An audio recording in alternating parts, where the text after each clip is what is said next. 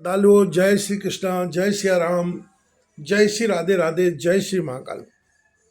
इस वीडियो में आपको श्रवण कराएंगे जब दमयंती द्वारा राजा नल की परीक्षा की गई और फिर दोनों का मिलन हुआ। बृहदर्ष ने कहा, पांडुनंदन राजा भीमक ने अयोध्यापति राजा ऋतुपर्ण का भली भांति आदर सत्कार कर उन्हें अतिथालय में सम्मानपूर्वक ठहराया और उनसे आदरपूर्वक कहा, आपका आगमन किस उद्देश्य से हुआ है?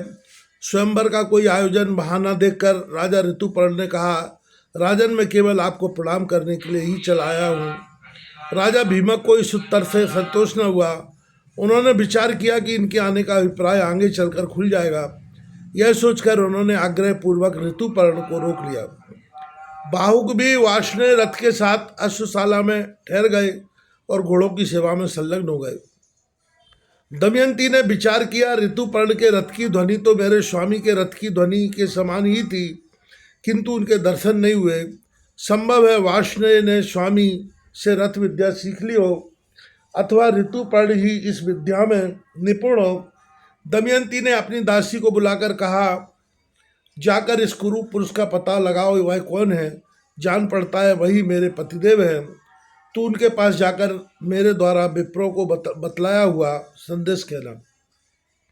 जाकर केसनी ने बाहुक से बातें की। उसने कहा, बाहुक, जानते हो राजा नल कहाँ है अथवा तुम्हारा साथी वार्ष्णेय ही कुछ जानता है?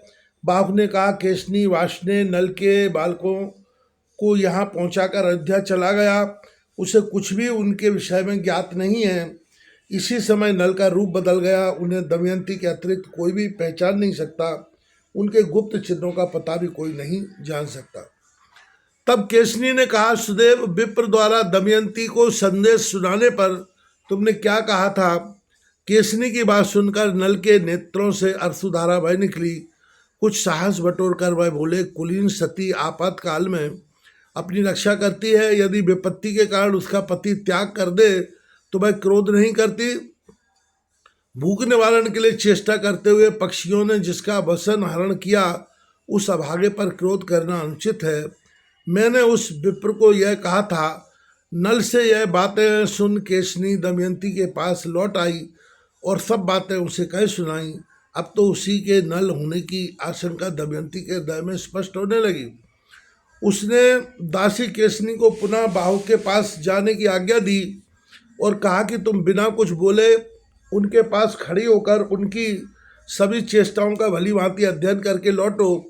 वे यदि जल मंगाएं तो देर से जल लाना, अग्नि मांगे तो मत देना। दमयंती की आज्ञा पाकर दासी पुनः वहां गई और देवताओं एवं असाधारण मनुष्यों के जैसे उनके चरित्र देखकर वह दमयंती के पास आकर बोली, राजकुमारी, मैंने आज तक ऐसा विचित्र पुरुष नहीं देखा। यदि द्वार नीचा हो तो वह झुकता नहीं, स्वतः ऊंचा हो जाता है। छोटे से छोटा छेद भी बढ़कर उसके लिए द्वार हो जाता है। रिक्त घड़े उसके देखते ही जल से पूर्ण हो गए। घास का पूला लेकर उसने सूर्य की ओर किया कि आग लग गई। आग का स्पर्श होने पर भी वह जलता नहीं। पुष्प उसके हाथ से मसलने पर भी विकसित एवं सुगंधित हो जाते हैं। इन अद्भुत चरित्रों को देखकर मैं तो आश्चर्यचकित हो आपके पास दौड़ आई हूँ। केसनी द्वारा ये सब जानकर दमयंती को निश्चय हो गया कि अवश्य ही वही मेरे पतिदेव हैं। उसने अपने दोनों बच्चे केसनी के साथ उनके पास भेज दिए। बाहुक ने बच्चों को देखा तो उनके पास जाकर उन्हें छाती से लगा लिया, गोद में बिठा लिया तथा व्याकुल हो रोने लगी। उस समय उसके मुख पर पिता के समान स्नेह के भाव स्पष्ट प्रकट होने लगे। फिर कुछ संभल कर उसने दोनों बच्चे केसनी को देते हुए कहा, ये बच्चे मेरे दोनों बच्चों के समान हैं, इसलिए मैं इन्हें देख उनकी याद कर रो पड़ा। केसनी, तुम जाओ, बार बार मेरे पास मत आओ। केसनी ने वहाँ से लौटकर सभी बातें दमयंती को कह सुनाई। अब दमयंती ने सारा वृतांत अपनी माता से कहकर बाहुक को बुलवाने की अनुमति मांगी। उसकी माता ने अपने पति राजा भीमक से परामर्श कर बाहुक को अंतापुर में बुलाने की आज्ञा दे दी। बाहुक रनिवास में बुला लिया गया। नल ने जैसे ही दमयंती को देखा वैसे ही उसके नेत्रों से आंसुओं की झड़ी लग गई। बाहुक को व्याकुल देख दमयंती भी शोकग्रस्त हो उससे बोली, बाहुक, एक धर्मात्मा पुरुष पहले अपनी पत्नी को अचेत सोती हुई निर्जन वन में छोड़कर चला गया था। क्या तुमने उसे कहीं देखा है? ऐसी निरपराध सती को निषद नरेश के सिवा और कौन निर्जन वन में त्याग सकता है? मैंने जीवन भर कभी कोई अपराध उनके प्रति नहीं किया, फिर भी मुझे निरपराध अबला को वह वन में सोती हुई अकेली छोड़कर चले गए। यह कहते कहते दमयंती को रोते देख नल से न रहा गया। वह बोले, प्रियतमे, मैंने जानबूझकर तुम्हारा त्याग नहीं किया। ये तो सब कलयुग का प्रभाव था। मैं जानता हूँ कि मुझसे वियोग होने पर तुम दिन रात मेरा ही स्मरण करती रहती हो। तुम्हारे शाप के कारण कलयुग मेरे शरीर में रहते हुए भी जलता रहता था।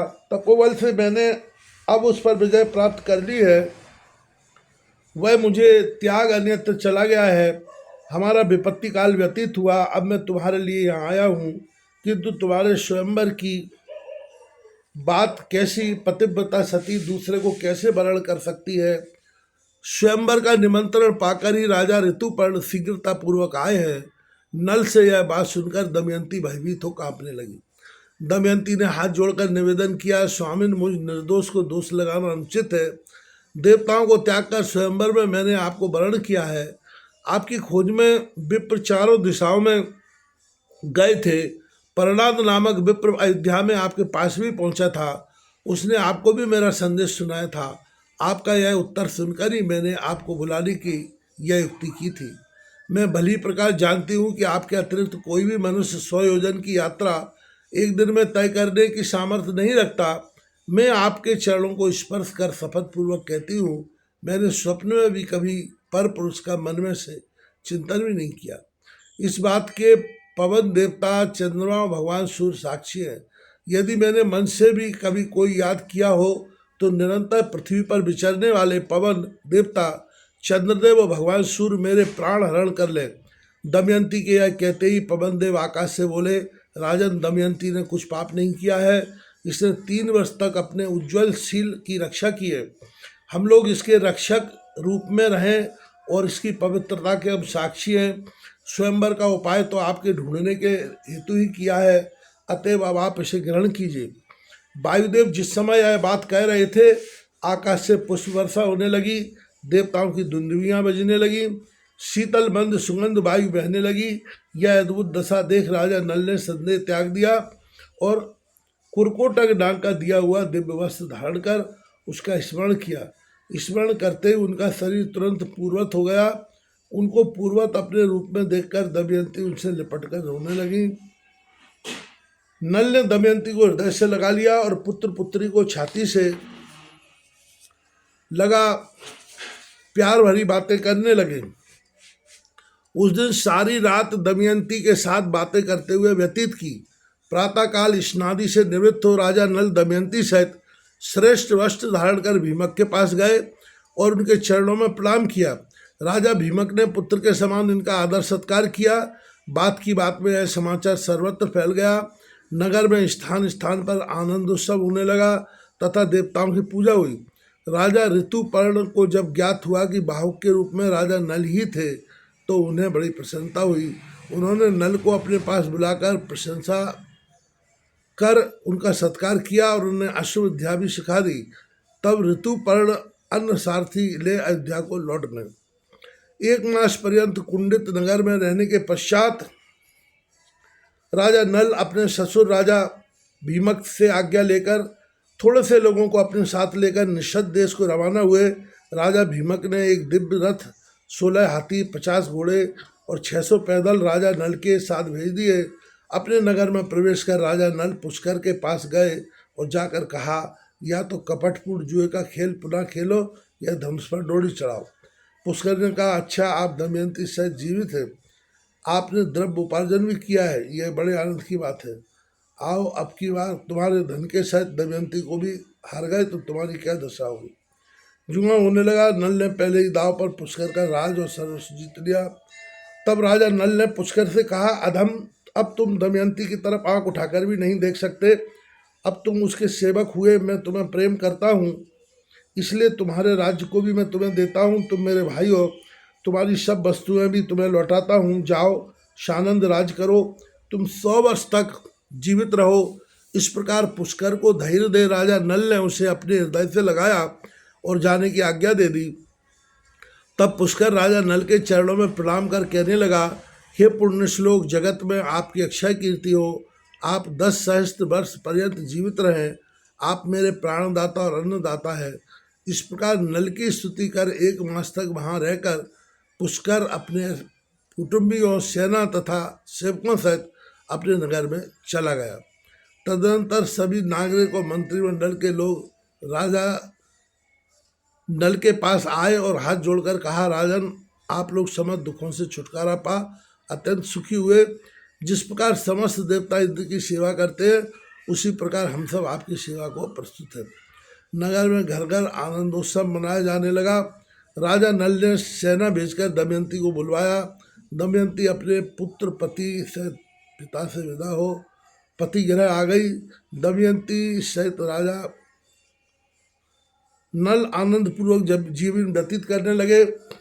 दूर दूर तक उनकी ख्याति फैल गई। वे राजा पालन बड़े प्रेम के साथ करने लगे। अनेकों यज्ञ करके उन्होंने भगवत आराधना की। बृहदस्व जी ने कहा, पांडुनंदन, कुछ समय और व्यतीत हो जाने पर तुम्हें भी तुम्हारा राज्य स्वजन मिल जाएंगे। जुआ खेलकर राजा नल को अकेले ही मान दुखों का सामना करना पड़ा, किंतु तुम्हारे साथ तो तुम्हारे भाई है, द्रौपदी है, विद्वान सदाचारी विप्र है, इसलिए शोक करना व्यर्थ है। समय कभी एक सा नहीं रहता, वह परिवर्तनशील है। यही विचार कर आपद विपद में अधिक नहीं होना चाहिए। हे धर्मराज युधिष्ठिर, नल दमयंती का यह पावन चरित्र एवं कुरकोटक नाग व ऋतुपर्ण कथा कहने सुनने से कलयुग के समूल पाप नष्ट हो जाते हैं और महान सुख प्राप्त होता है। वैशंपायन जी ने कहा, हे जन्मेजय, धर्मराज युधिष्ठिर की प्रार्थना पर महर्षि बृहदस्व उन्हें 500 की वशीकरण विद्या और अश्व विद्या सिखलाकर तीर्थ स्नान करने चले गए। उनके चले जाने पर धर्मराज युधिष्ठिर ने ऋषि मुनियों के साथ अर्जुन की तपस्या के विषय में वार्तालाप करने लगे।